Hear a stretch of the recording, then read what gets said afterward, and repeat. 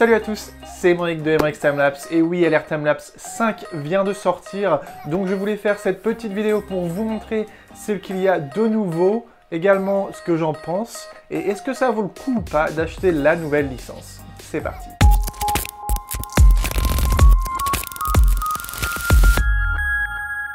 Ok les gens, voici LR Timelapse 5, donc si vous êtes familier avec LR Timelapse 4, vous pouvez voir qu'il y a quand même pas mal de petits trucs qui ont changé.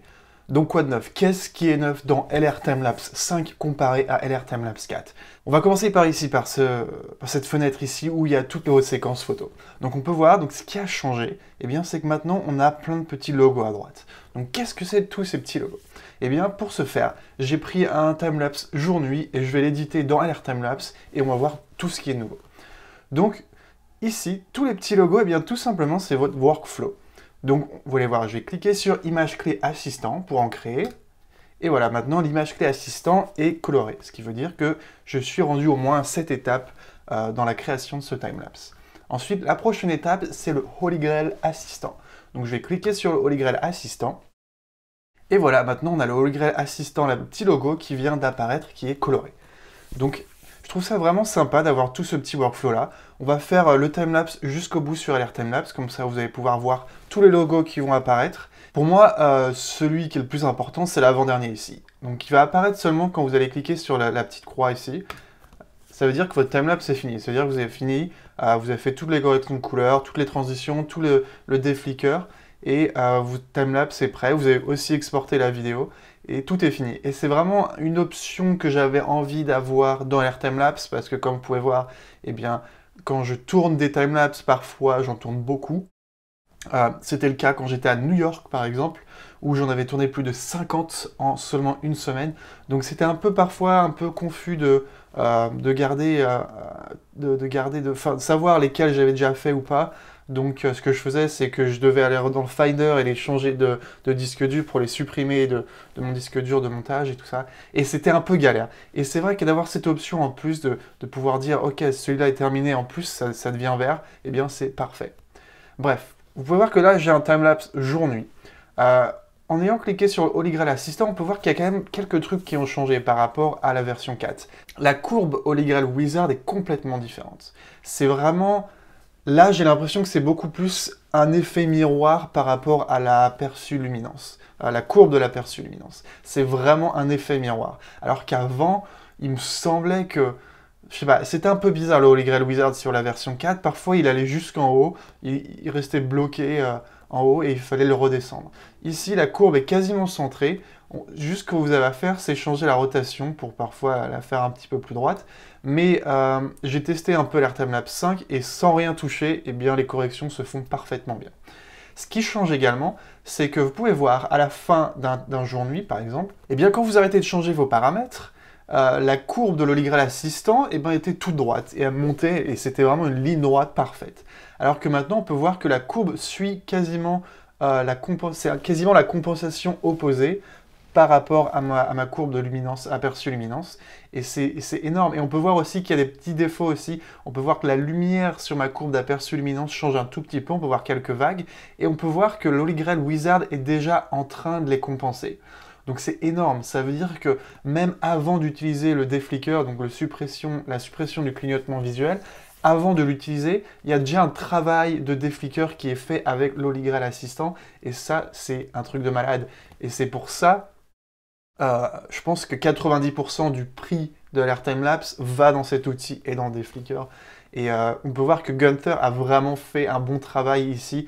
On peut voir que l'Holy Grail Assistant, c'est vraiment un outil très très puissant, et c'est pour ça que j'utilise LR Timelapse quasiment tous les jours. Donc ce que je vais faire, c'est que je vais sauvegarder.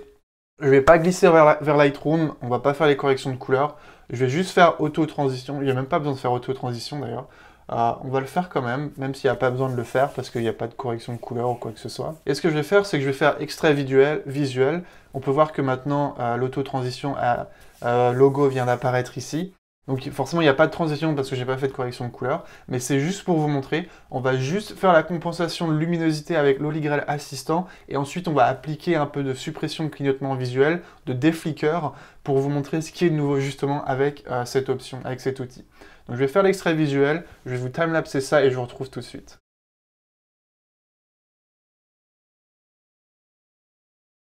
Ok, donc l'extrait visuel est fini maintenant, on va pouvoir regarder à quoi ressemble notre joli timelapse de San Francisco.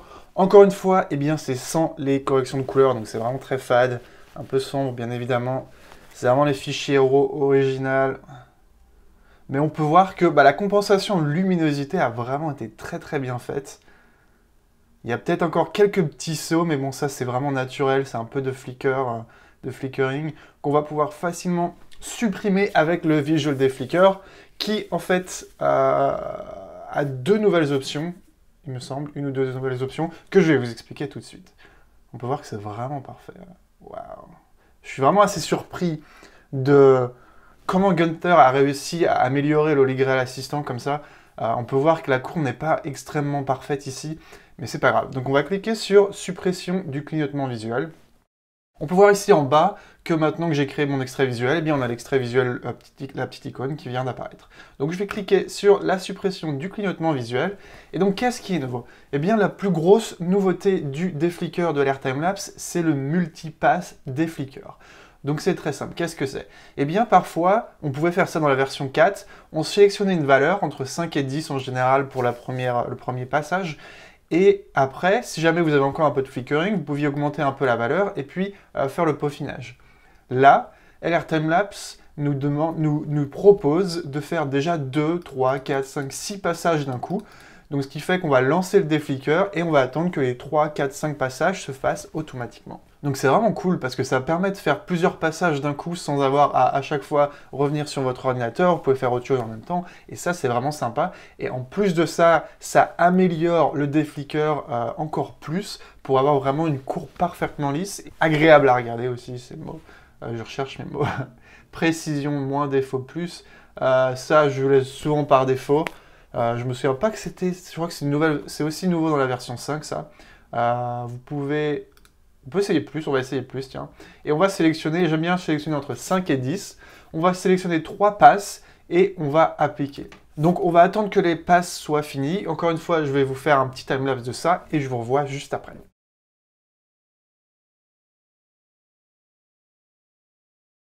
Ok, donc la passe numéro 1 est maintenant terminée. On peut voir que le logiciel est en train de faire le pass numéro 2 et bientôt la passe numéro 3.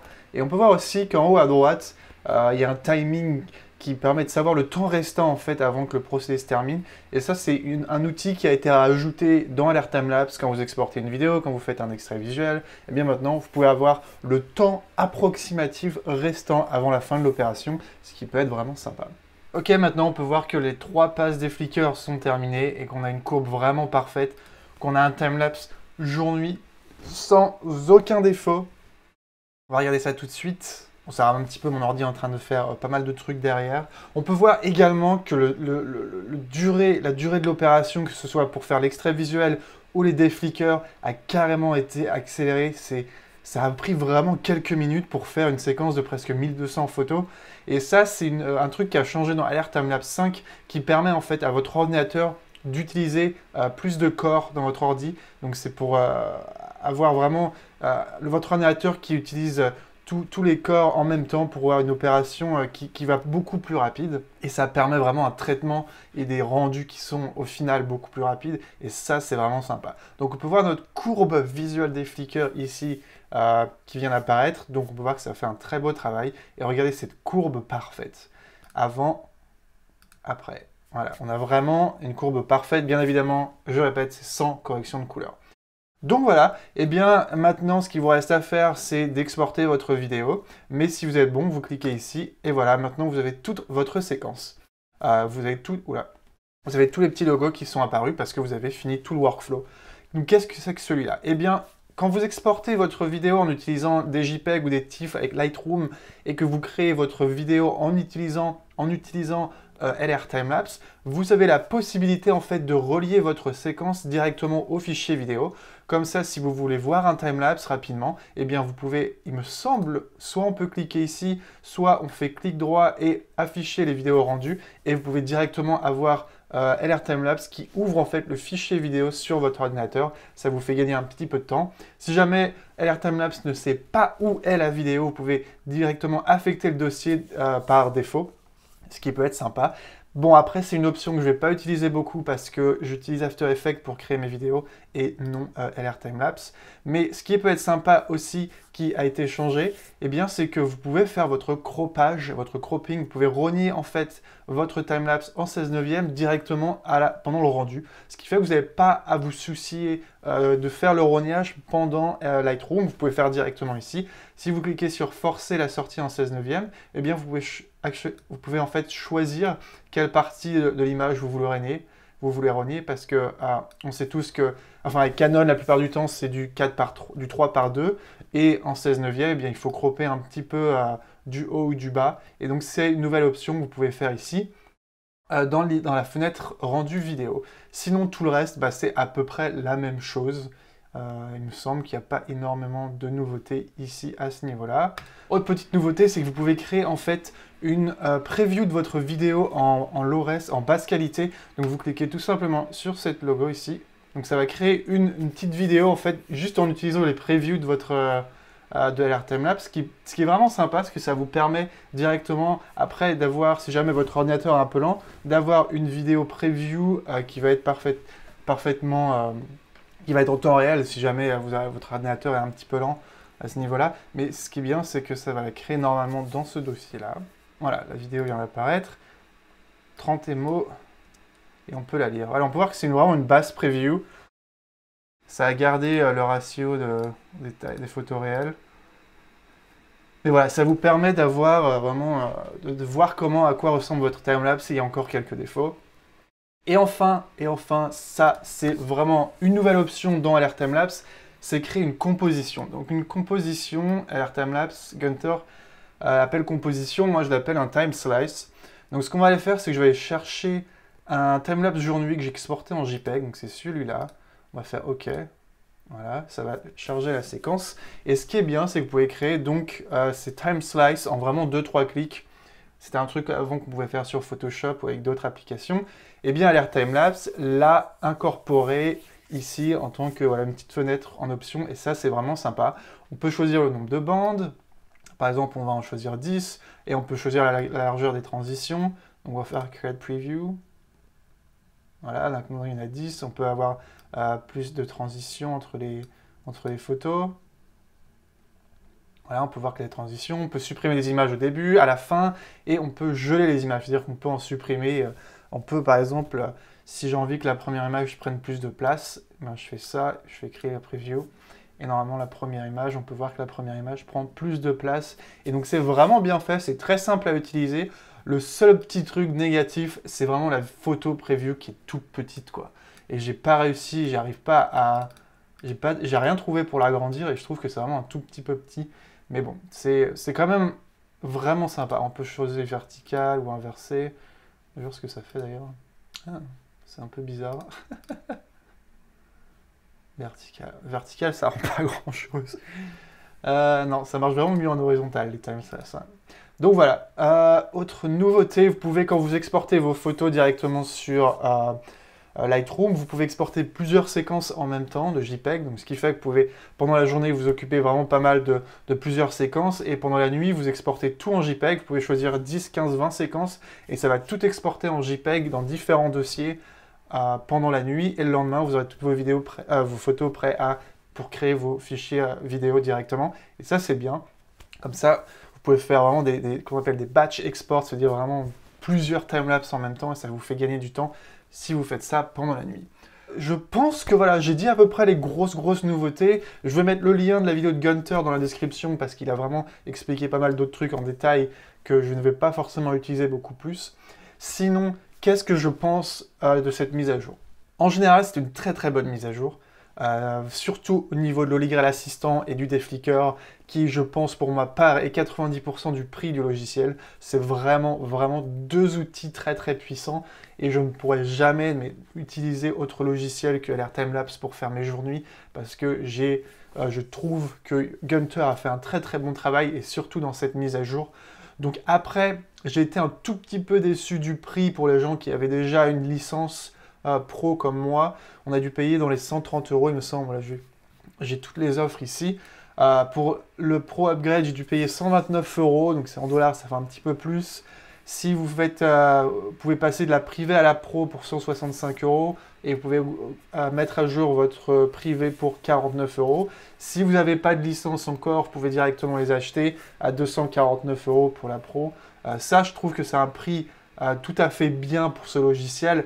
Après, pour les gens qui avaient déjà acheté la version 4, je trouve que c'est quand même un petit peu cher et je suis un peu déçu de payer 129 € pour ces mises à jour-là.